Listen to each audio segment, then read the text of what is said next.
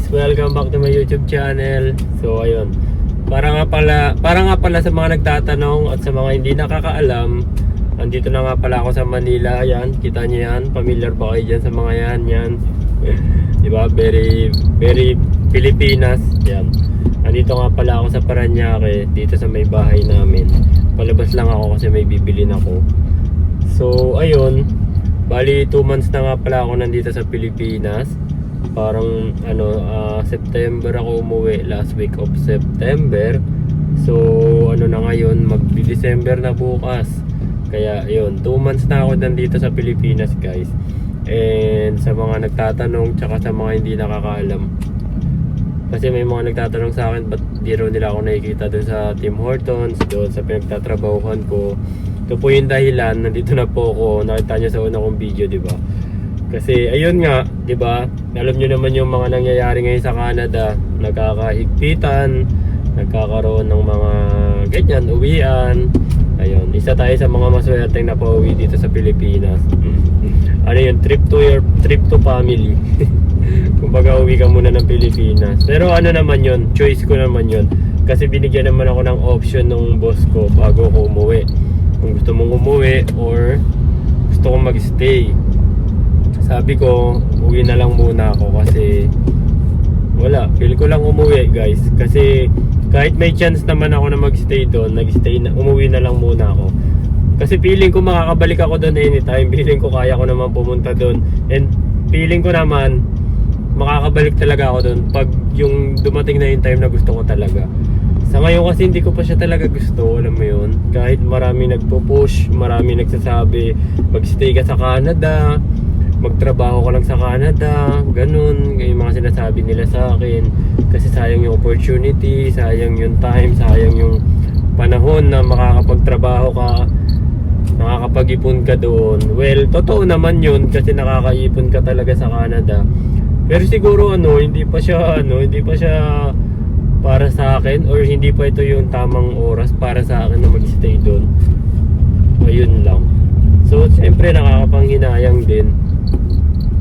Pero yun nga, sabi ko nga sa inyo, pag para sa'yo, kahit alisan mo yan ng paulit-ulit, ibabalik at ibabalik ka dun. So yun na nandito yung pinaniniwalaan ko. Kaya eto, andito na naman ako sa Pilipinas. Grabe guys, 2 months na ako, nakikita nyo yan, ang taba-taba ako na. Parang nung umuwi ako dito, etong damit kong to, medyo maluwag pa to. Yung pag tinitignan ko na suot ko, parang suwag-suwag pa. Ngayon fitted na naman. Ayun, nakakataba talaga dito sa Pilipinas. Kaya ayun, syempre mga cravings natin, lagi kong kinakain yung mga dati kong sinasabi lang sa vlog ko, masasarap, ang babango yan, lalo na yung mga street food yan, ang sasarap na kain ko na yan, guys. Kaya ito na yung resulta, ang taba-taba na natin. Tapos ayun, sa mga nagtatanong nga, ayun po, ito po yung kasagutan. Wala na po ako dyan. Oo, wala na po. 2 months na po akong wala. 2 months na po akong umuwi ng Pilipinas. Ayan. Pero okay, malungkot kahit na nandito ko kasi happy naman ako dito. Okay naman ako dito, guys. Kahit papaano. Bala ko na rin magtrabaho dito or mag-business sana kung sakali, kung kaya, kung pwede, kung papalarin. Pero sa ngayon, ang focus ko lang muna is tapusin yung Christmas, New Year, tsaka yung birthday ko. Syempre, yun yung na-miss ko. 2 years akong nag-Christmas, nag-New Year, tsaka nag-birthday na walang kasama dun, di ba? Puro tayo lang mag-isa. Ayan, senti-senti. Ngayon, may experience ko na ulit mag-birthday, mag-New Year, tsaka mag-Pasko kasama yung mga family ko, di ba? Kaya, ayan, nakaka-excite din.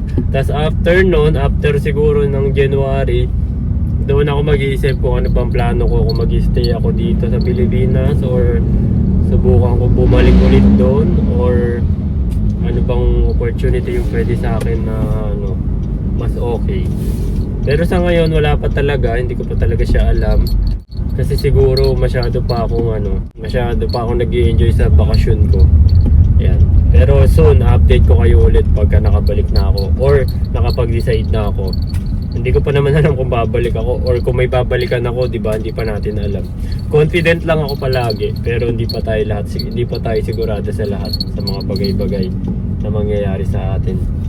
So yun lang, thank you for watching my vlog. Sana nasa maayos kayong kalagayan dyan. Ako, na-imagine ko nga, sabi ko, pag nasa Canada ako ngayon, for sure, nag-i-snow na doon, ang lamig na. Baka ngayon naka-jacket na naman ako. Ayun, nakaskip ako sa sa winter ngayon 2025. Kasi 2026 na, 'di ba? Kung siguro kung makabalik ako sana tapos na yung winter. Kasi 'di ba alam naman natin yung winter talagang sa una lang siya masaya, sa una lang siya maganda. Pero pagkatagal-tagal nako, Diyos ko, nakakasawa lalo na yung mas matatagal sa akin diyan. Ay. Ayan, wala kasi tayong human human tripod. Meron lang ang tripod, kaya ayan, bumabagsak-bagsak siya. So yun, sige, kakat ko na dito kasi sumusuko na rin yung tripod ko, guys.